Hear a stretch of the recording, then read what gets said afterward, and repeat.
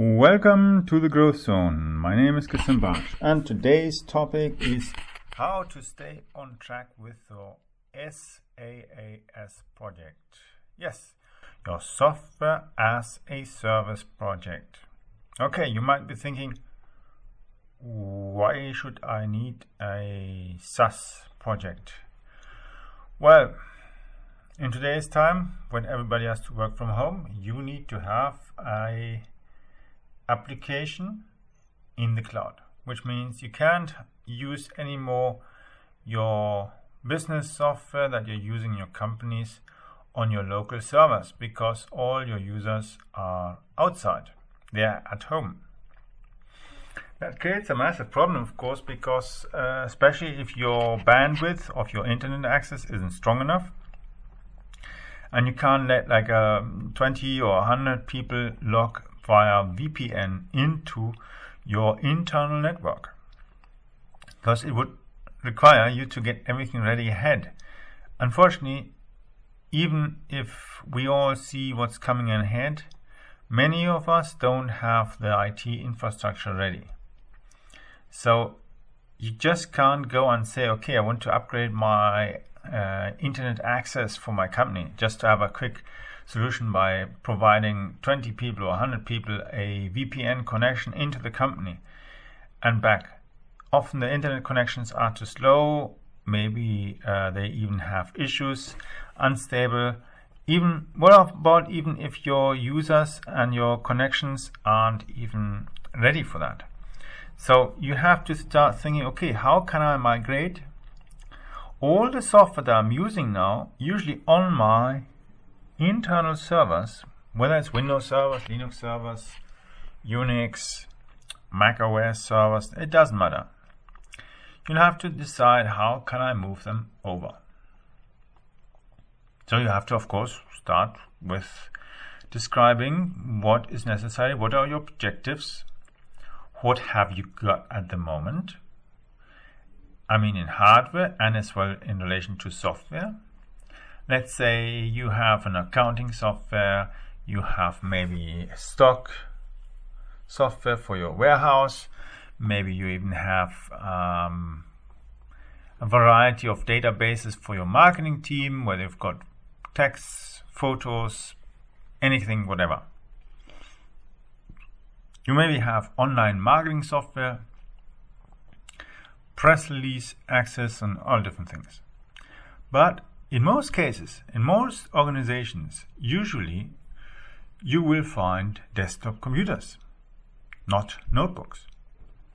Notebooks are typically in use by those who are mobile, which means salespeople, some marketing people might have it, but the accountants, they don't have it. The logistics people, they don't have it. In most corporations, most employees usually have desktops. It's cheaper than a notebook, of course. It doesn't need all the complex and compact equipment, which is more expensive than a cheap, simple desktop that's anyway not going to move around. So that puts small and big organizations ahead of a challenge, because it means in future you have to provide users with computers that they can use as well from home, which means you're making everybody mobile, providing them notebooks, providing them smartphones, and at the same time think, okay, how can I contact by phone my colleague? I can't have in my smartphone 20 different phone numbers of everybody in the department. Maybe I even need somebody from accounting. I can't have 100 or 2,000 phone numbers in my smartphone. I'm going to go nuts when I'm trying to reach somebody. So you have to think, okay, but how about our existing phone system?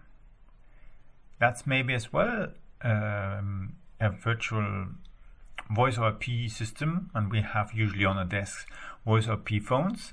So why can't we have it outside? Yes, you'd have to move your phone system outside. So your PBX, your phone exchange system, would have to move outside. There are different kinds of platforms. So for instance, we moved as well and migrated from our phone system that can take up to 120 extensions. We moved it outside onto one of our servers.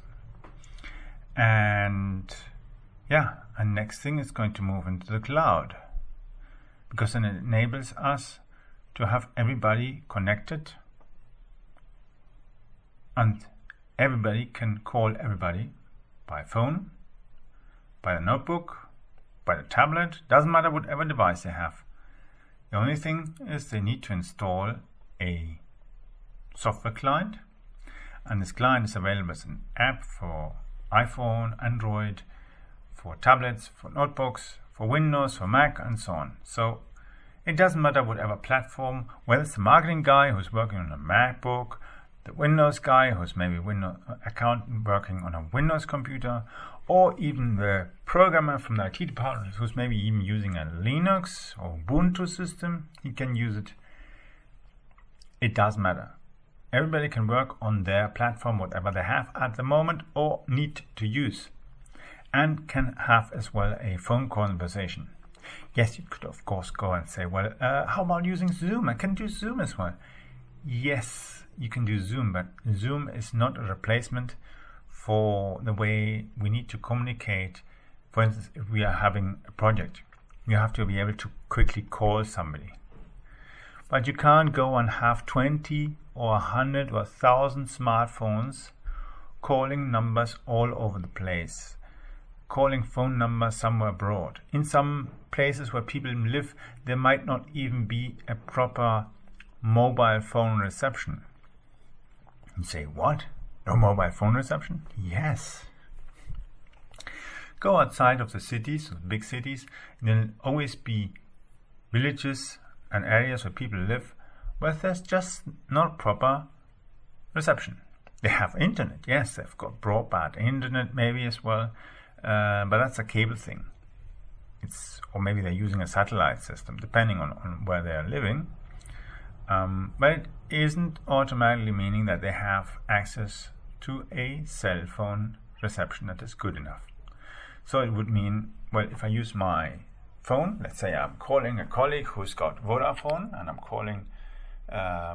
I'm using Vodafone, I'm calling maybe a colleague who's got maybe T-Mobile, or I'm calling a colleague in USA who's got AT&T card, and if he's currently somewhere abroad or somewhere in the countryside where it's not a good reception, I won't reach him. But if I use our virtual phone system and he's at home connected with his phone and his MacBook or his Windows notebook onto his home Wi-Fi, he's got internet access. So I can reach him.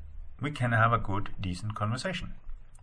I often now have, of course, as well conversations via WhatsApp and that. I have conversations from Germany to South Africa, good reception, or to USA. It always depends.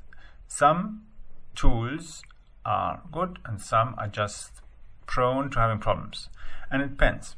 Even WhatsApp is not always 100% stable. And Zoom is the same thing. Because it's as well video, you have to have video equipment and so on, and it's not always convenient. It depends as well very much on the person, whether they really want you to see them and they want just to speak to you. So how do we get then in a decentralized environment our projects running?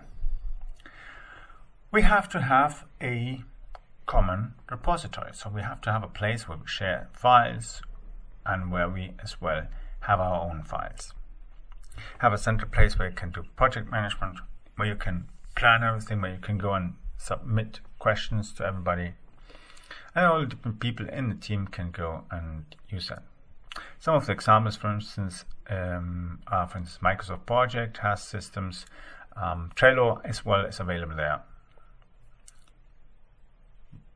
Think about it.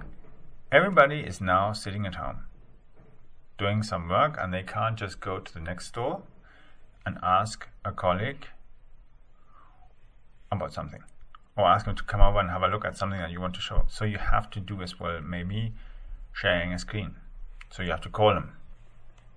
There's something that you can use, of course, Zoom and many other tools.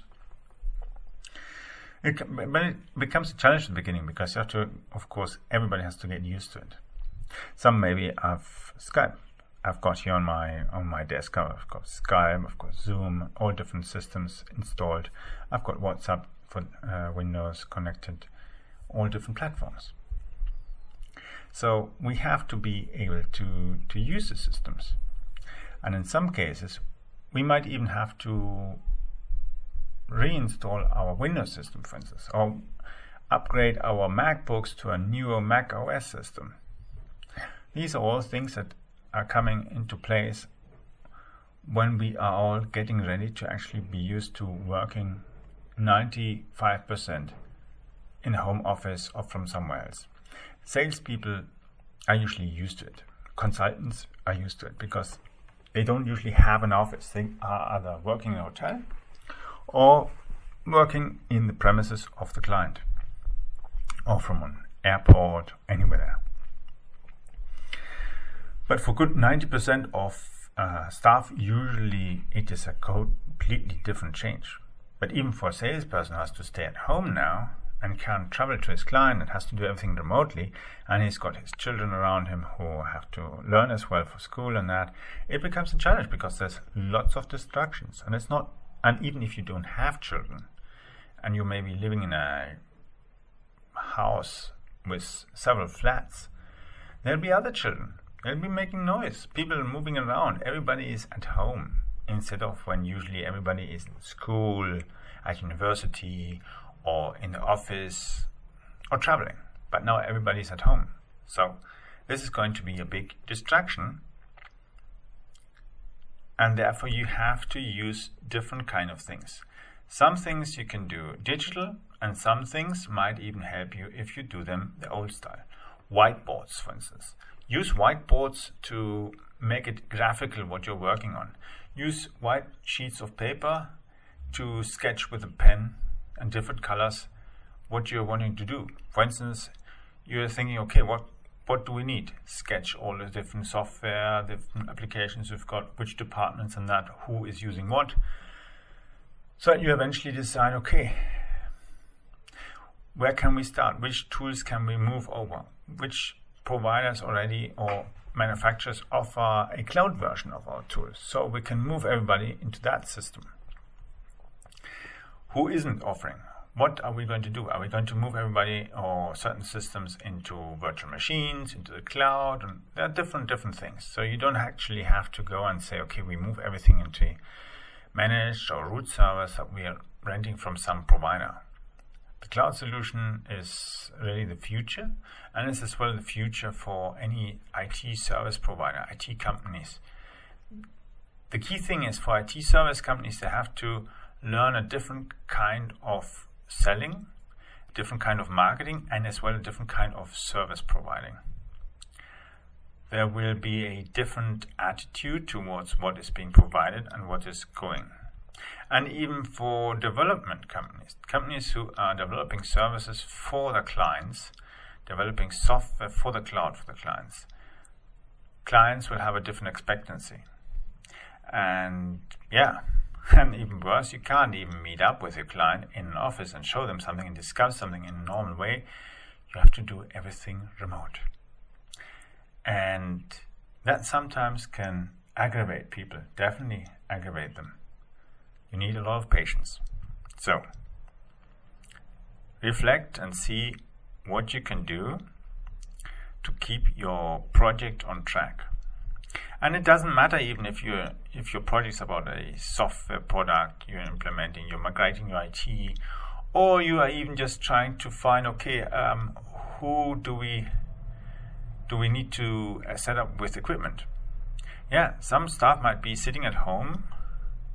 They might not have internet access, and they don't even have a printer or a computer. So you have to go and order notebooks. You have to install them, set them up, ship them to everybody. Maybe even provide little manuals so everybody knows, okay, how do I switch this notebook on? And the fingerprint code or my password and everything. How do I log into the online system? People will be overwhelmed.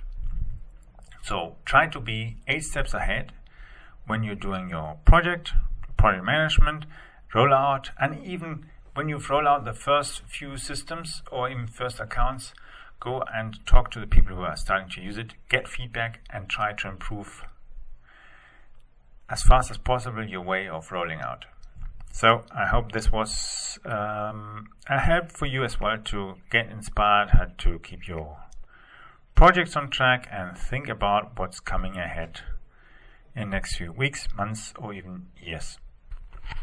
That was The Growth Zone with Christian Bartsch.